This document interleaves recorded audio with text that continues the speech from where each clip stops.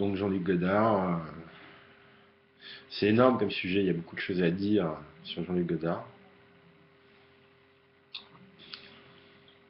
J'ai commencé à vraiment le cerner, le comprendre. Jean-Luc Godard, en regardant les films du fils de Jean-Luc Godard, fils spirituel j'entends, c'est-à-dire les films de Wong Kar-wai, c'est-à-dire Jean-Luc Godard récupéré par la culture de Hong Kong un petit peu. Et il a beaucoup influencé toute la vague des auteurs années 90. De toute façon, il a influencé.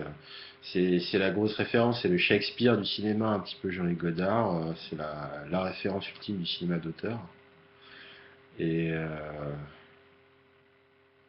pourquoi il est impressionnant Plein de raisons.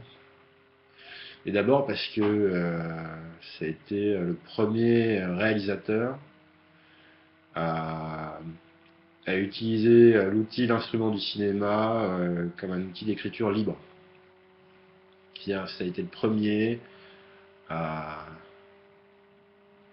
à vraiment tu vois, rentrer sur ces tournages dans un esprit presque d'improvisation.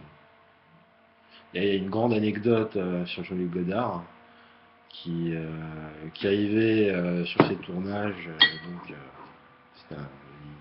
Dès le départ, c'est un réalisateur à succès de ses premiers films, il était critique de cinéma avant, et qui arrive sur ces tournages avec dans son impair des bouts de papier chiffonné, tu vois, qui déplie sur la table, sur la table de la régie, sur le plateau, et qui, très tranquille avec son cigare, comme ça, avec un air très endormi et flegmatique, dire voilà le scénario pour aujourd'hui, qui sont des griffonnages sur du papier.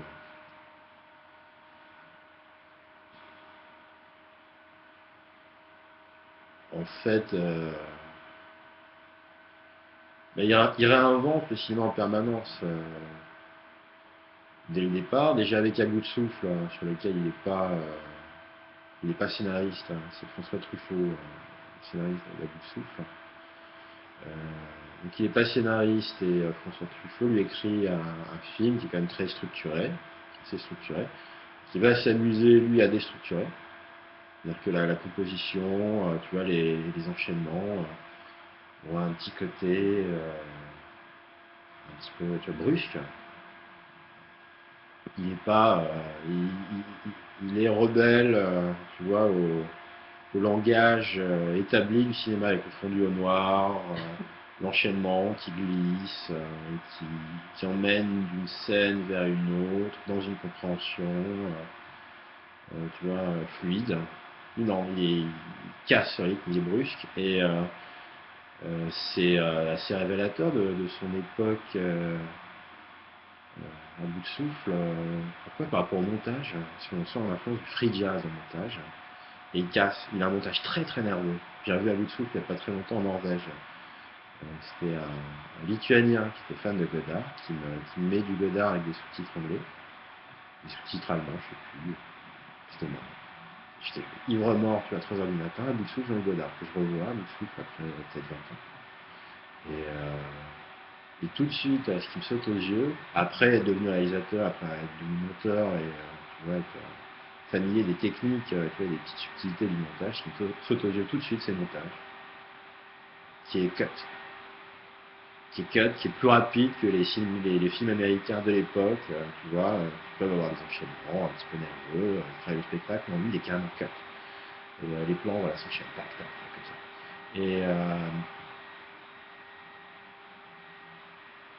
Et la narration, ouais, on sent qu'il y a déjà une ébauche de déconstruction dans la narration qui va pousser ensuite. C'est-à-dire qu'il déconstruit de plus en plus au fur et à mesure des films. Et après, ça période, années 90, là, il est totalement dans l'expérimental, carrément. Il invente le cinéma. Voilà. Comment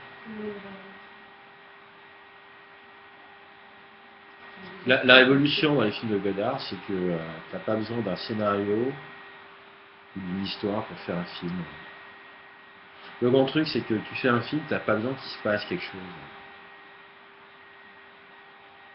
T'as un exemple qui est violent chez Godard, c'est le film Un homme et une femme avec Jean-Paul Belmondo, Paul Brialy.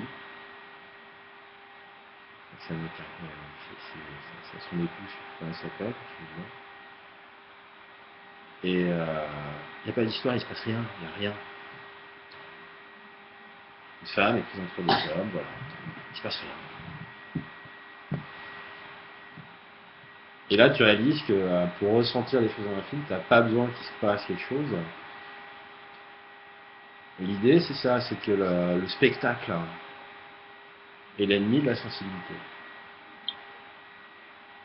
Tu vois, le spectacle, ce qu'on montre, est l'ennemi du subtil.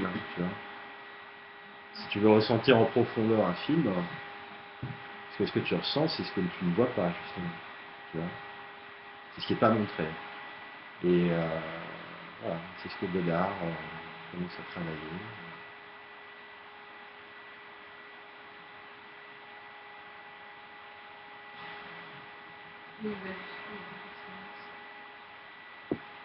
Bah après, sur la fin, il devient super expérimental.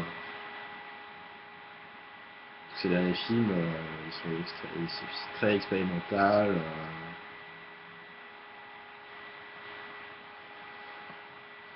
Ça s'apparente à la musique contemporaine. T'as aucun fil conducteur, t'as pas une ligne mélodique. Ce sont comme ça des vagues.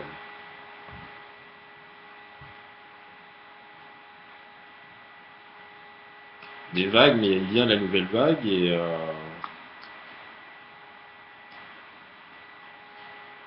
l'idée c'est ça, c'est que avant Godard, on fait des romances. Et depuis Godard, t'as ce qu'on peut appeler le romantisme au cinéma. Le romantisme au cinéma, c'est-à-dire l'idée qu'on ne peut pas écrire à l'avance une histoire d'amour.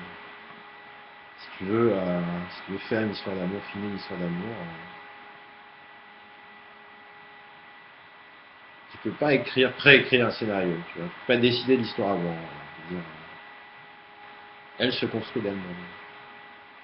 C'est elle qui choisit sa direction. C'est-à-dire que toi au service de l'histoire, par contre.